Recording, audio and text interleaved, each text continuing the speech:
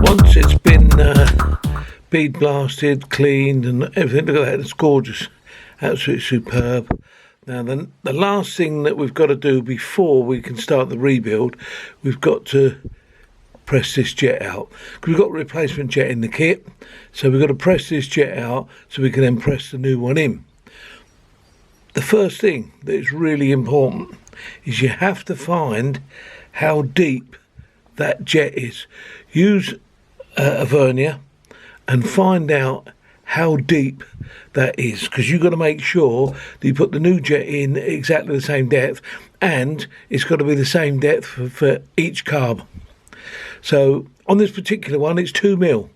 That jet is 2 mil inside the bridge, or down from the bridge. So I'm going to press that out now and then press the new one in so it's in exactly the same position.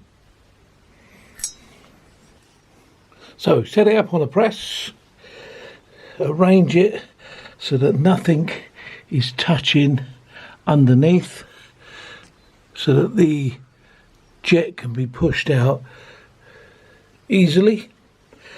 Then arrange the drifting mechanism, in this case a pin punch, get it lined up with the press, and then just gently push that out. Let's see what happens.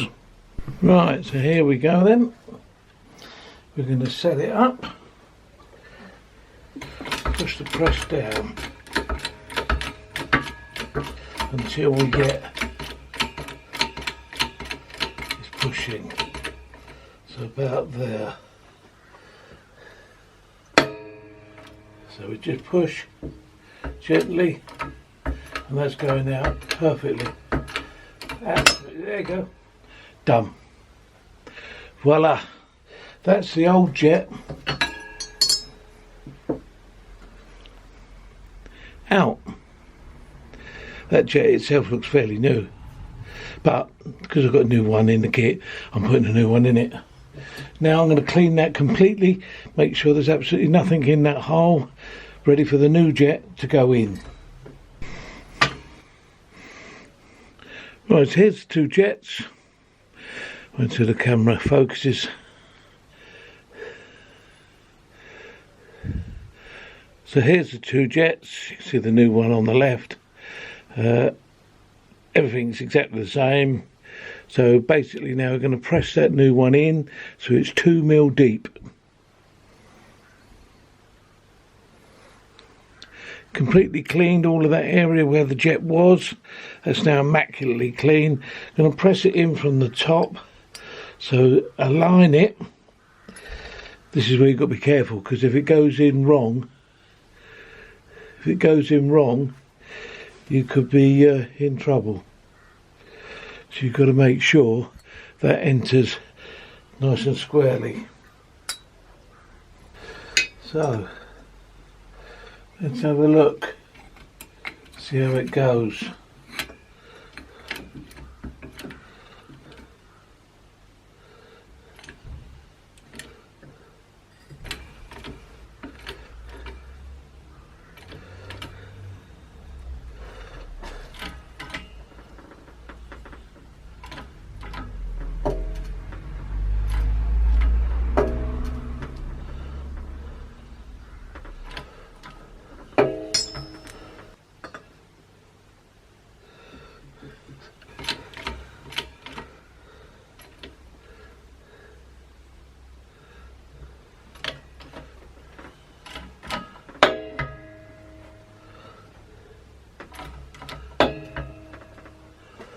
Going in.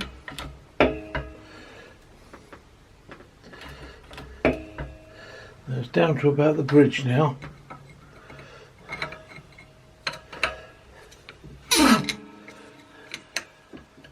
Okay, so now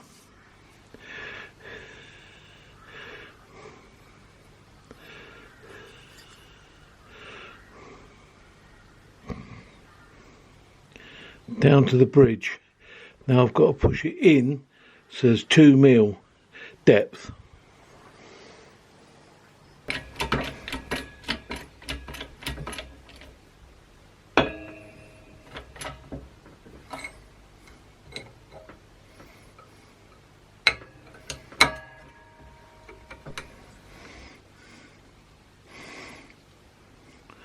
a very small amount of pushing with the pin punch, and incredibly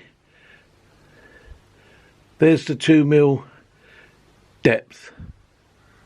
Wow, relieved. That was a little bit involved.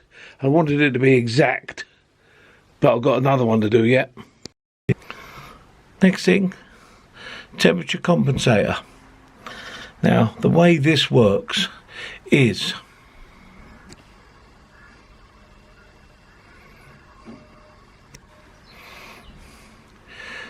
there's two pieces of metal here joined together, and they expand at different rates. Because they expand at different rates, when they expand, they actually bend. This plunger is on the end of the metal, and if you notice that plunger will go into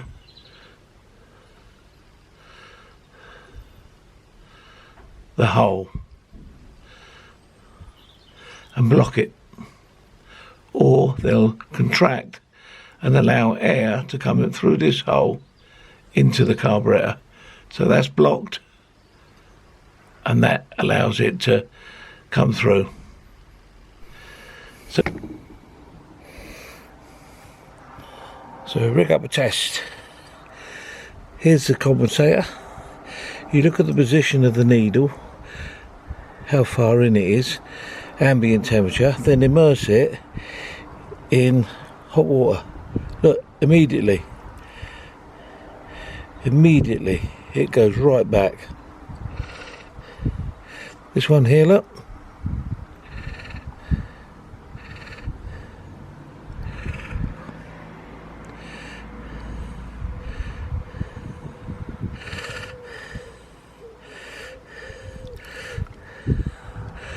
Now just notice how it's gone forward.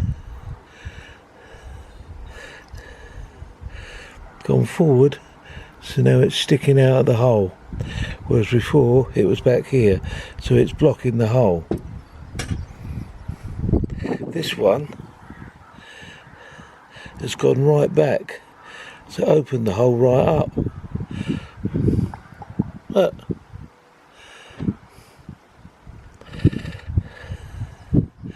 It's gone right out there. It's not supposed to do that.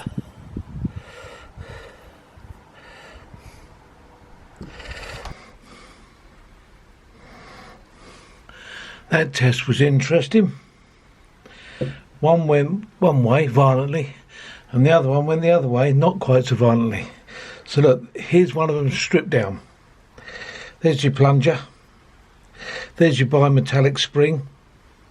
There's your two screws. Now if you notice here, there's a little ledge there.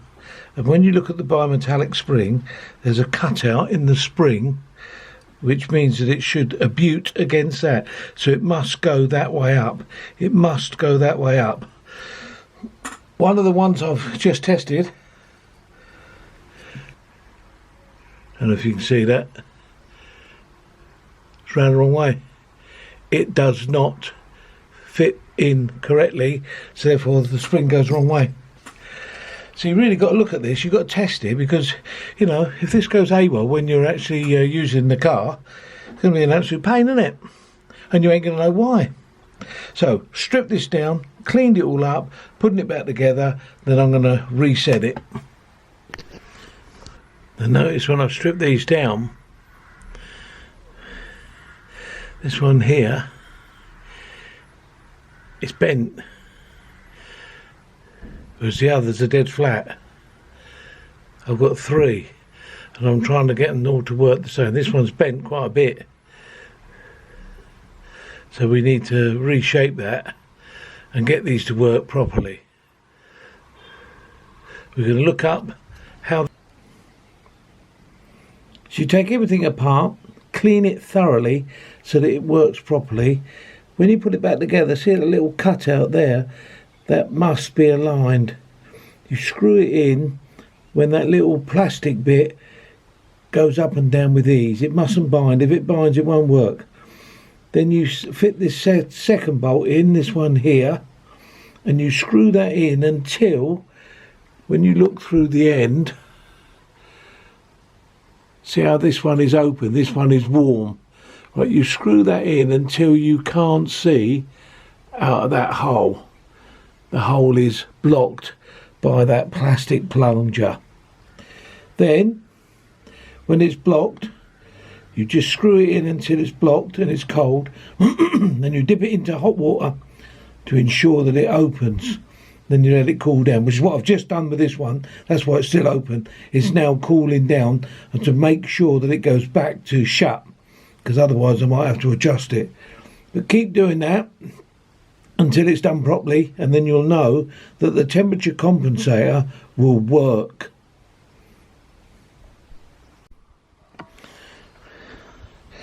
So now the next stage with the temperature compensator is to fit the cover back on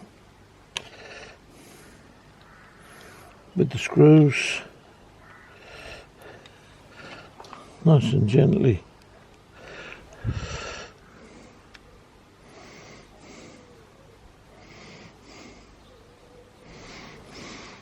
Temperature compensator ready to be refitted.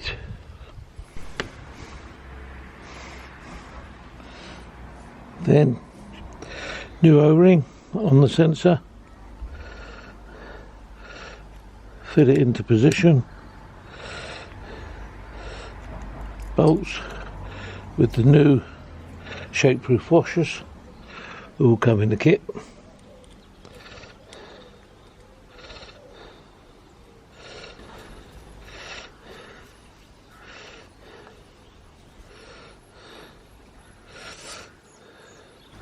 Nip it up. There it is, all done.